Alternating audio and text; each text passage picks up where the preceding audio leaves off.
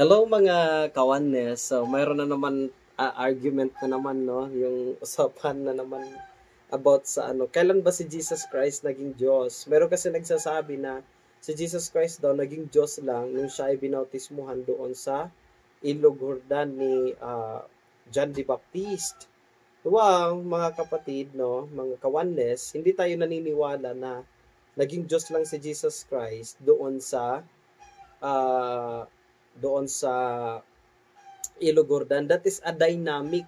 Paniniwala yan ng dynamic modalism.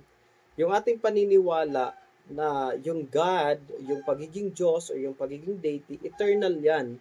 Ibig sabihin, hindi po siya sakop ng panahon, time, and space. Ang pagiging Diyos po ay walang hanggan yan. So, magiging ibig sabihin niya na si Jesus Christ ay ikalawang Diyos kasi nagkaroon lang siya ng pagiging Diyos na aspeto or nature or kalagayan nung siya ay binautismo. Ibig sabihin, nagkaroon pala ng pangalawang Diyos. Hindi po ganoon ang interpretasyon ng Biblia. So in biblical explanation to that, na yung pagiging Diyos ni Jesus Christ is eternal. Walang question doon. That is everlasting. From everlasting to everlasting yan. Walang hanggan yan. So, ibig sabihin, nung hindi pa man pinapanganak si Jesus Christ, plano pa lang siya, Diyos na siya, noon pa man, no? Eternal na. Hanggang sa nagkaroon ng proseso ng kanyang kapanganakan, Diyos na si Jesus Christ.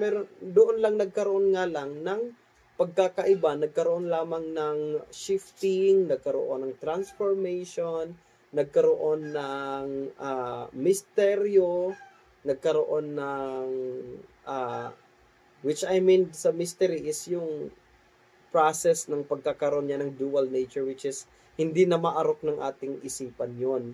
So nagkaroon si Jesus Christ ng dual nature, yun yung naging product ng incarnation ng ating Panginoon. So, ibig sabihin, fetus pa lang si Jesus Christ, plinano pa lang si Jesus Christ, kinunsib pa lang si Jesus Christ, ng Holy Spirit, Diyos na siya.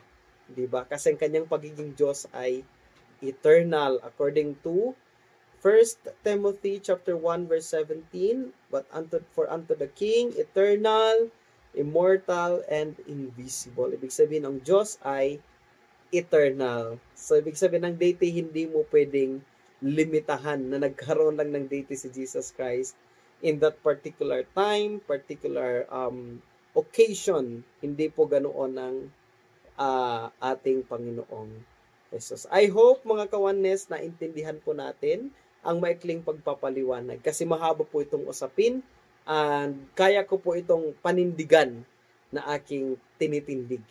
No? Na kaso mahaba itong usapin. God bless everyone. Pagpalain kayo ng Panginoon.